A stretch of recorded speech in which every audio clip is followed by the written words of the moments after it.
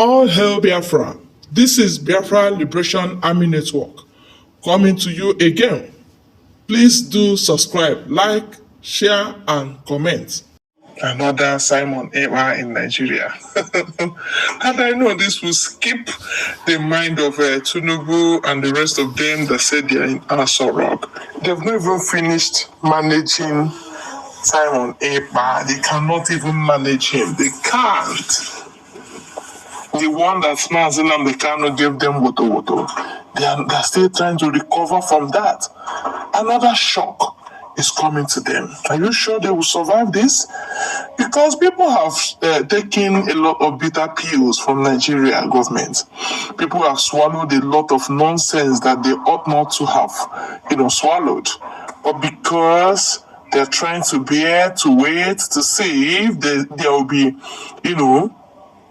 there will be change of heart or change of government or change of anything. But they find out that the same thing that have been happening is still happening and will still happen. That means there's no remedy. People are busting out in anger.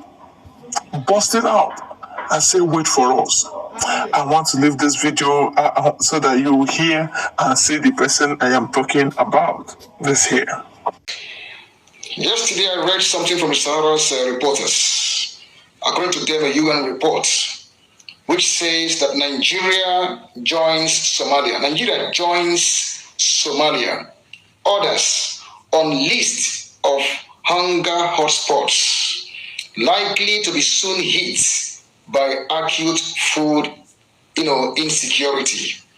That means Nigeria now is on the level of Somalia and other countries that are on the list of hunger hotspots that are suffering from acute food insecurity. And instantaneously, what came to my mind was a statement that was made by our great leader, Mazi Nnamdi Kanu, where he said, publicly and clearly, that if you don't permit or allow Biafrans to go, that the zoological republic you call Nigeria will be a worse place on the surface of this earth than Somalia. And he said that time that in case you've not gotten your Somalia visa, you should expedite actions to try and obtain it, because Somalia is going to be heaven if you compare it to what is about to befall Nigeria. Today, I want to ask any one of you who has cerebrum or brain in that cerebral cavity you call skull or your head, whether Nigeria is not facing it now today, the acute food insecurity. Now, when you go to the market on a daily basis, the prices of basic commodities, are skyrocketing, on a daily basis, attempting to kiss the sky.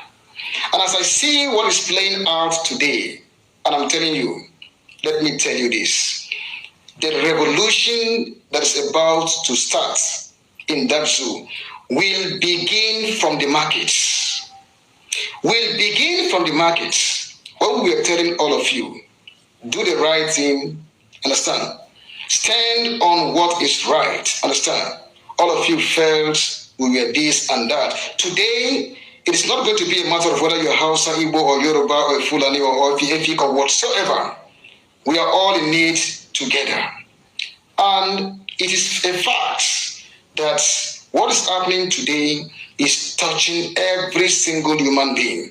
Whether you believe in God, don't believe in God, or whatever, nobody cares about it.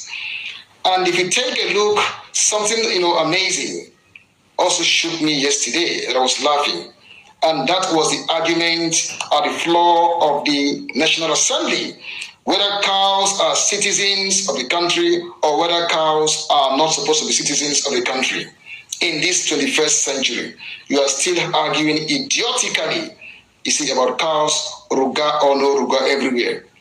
If you think you have 4 heads, understand. And somebody was saying that every state must be prepared to have a ranch. That person is mad. You are stupid. Very stupid. In fact, you are very silly. Every state ranch or ranches will never be in every state. I think the governor of Kano State, Ganduje, said it. That he has enough land, or more than enough land, for all the pastoralists or all the cattle herders or whatever to bring their cows to his state. All of you must go there. If you have animals, then create a space for them to be. You cannot take your animal everywhere to cause problem for everybody everywhere. So the issue of ranches or ranch, zero that in your mind. We will never allow that to happen in our land. You see, at this time, what really shocked me most during that argument was the argument of a woman there who stood up. At least somebody would say, she's religious or she's a Muslim. And she made a very nasty and very silly statement there, very foolish statement, that even the Fulanis consider the life of their cows or consider their cows worth than their own life. Can you just imagine that kind of stupid talk? That the Fulanis value their cows than their own life. And then I looked at this woman, I was shocked. So the life of an animal is important than the life of a human being. Then why did God create a human being? Is it not for human beings to be in charge of all things? Is it not for human beings to have dominion over all things? Then I was very shocked. That is somebody, imagine the stupidity. You will say she's educated, but very foolish. Education or knowledge is never wisdom. They are all different things entirely. Looking at that, won't you call an educated person or an educated person? But imagine the nonsense, the thoughtlessness, the foolishness that oozed from head. That the Fulani values the life of his animals than even his own life. I've never seen that kind of stupidity in my life. You see, in fact, that is an arrant, the sheerest insult to humanity. I was very ashamed. That's the kind of low-level people of IQ you bring into your Senate. You see, to represent a people. In fact, if it were to come from my senatorial district, that very moment we will bring her down. We will recall her and say, please, you are never going to represent SDA again. That tells you who they are, they're standing. Just imagine. You see, the point I want to make here is that Nigeria has reached the Somalia level now, and it's going to be worse than Somalia. Remember in one of my videos I said a few days ago that Nigeria is already very close to the time of Samaria, where parents were taking turns to slaughter their children to eat, just for them to survive. You see, it happened, and it's getting towards that time. Truth be told, that Nigeria is on the path of total destruction or annihilation, and there's nothing any man can do about it, or there's nothing any man can do to reverse the impending calamity that is about to befall that place called Nigeria. That zoo. And the revolution, as I see, is going to begin from the markets, where the prices of basic commodities are skyrocketing every day, and nothing is being done about it. That's the fact about it. You see, for all of you who are supporting one Nigeria, blah, blah, blah, or trying to hold brief or take sides, with Nigeria one way or the other, trying to romance Nigeria. You see, I'm always saying it bluntly. My views about Nigeria, are non-romantic. If you like, go and hold the transformer. If you like, leave. It is your own business. 7 police officers were killed just a few days ago in Zamfara State. None of you is talking about it.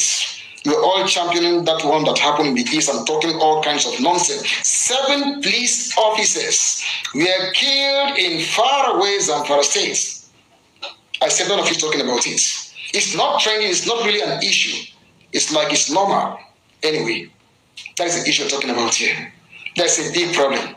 You see, all of you writing rubbish in Weather Punch, Vanguard, all this nonsense you write there, supporting this government. In fact, I want to tell you, Yorubas, those Yoruba media, that's the worst thing anybody can associate with, is associate with Yoruba media. Understand? You can write nonsense, support the Tinubu government, every damn thing. I think you are seeing everything happening now in the country.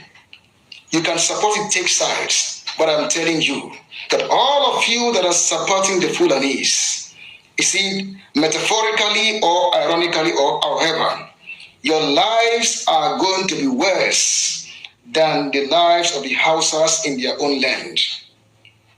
Take it or leave it. If you want to know how your lives would be like, look at the Hausas today in their own land. You see, that is how your own life is going to be. Although the Hausas now waking up, they are rising now to say, no, a Fulani is a Fulani, a Hausa man is a Hausa man. They are trying to distinguish and then stake their true identity. That's the fact about it. I am telling you what. Look at the whole thing today. Look at the whole thing today. Whether you like it or not, Nigeria is on the path of total destruction, and Nigeria will be destroyed beyond any human comprehension. Very soon we are going to say there was a country, according to the title of the last book of the great and immortal sage Chinua Achebe. That is the level we have found ourselves today in. Every day things are getting tougher, harder and harder. You still have 7 more years to go.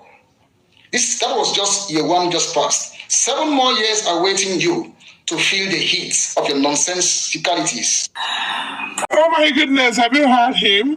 If it's Mazinam Dekan that said it, they say, he's insulting everybody. Yoruba people will say, he's very insulting. Did you hear this one? Was it not insulting to you? That feel evil is good and good is evil.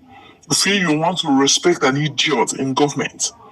You feel you respect criminals in the name of they are my governors, they are my presidents, they are my local government chairmen, they are my godfathers, and you are respecting criminals.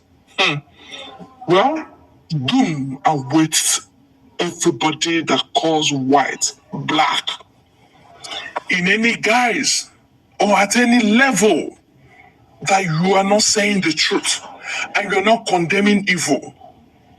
Well, know that it is not a good thing. The Lord God of justice is against it and is against you for doing that. Justice is coming. Judgment is coming. Well, Nigeria is already doomed and cannot be recovered. That is why I now say we are seeing 10 years to come. What you cannot see, we have already seen it. We have already calculated it. And that's why we want to stay away from Nigeria. And that's it, my people. I urge you to please stay glued to this very channel, like, share, and subscribe.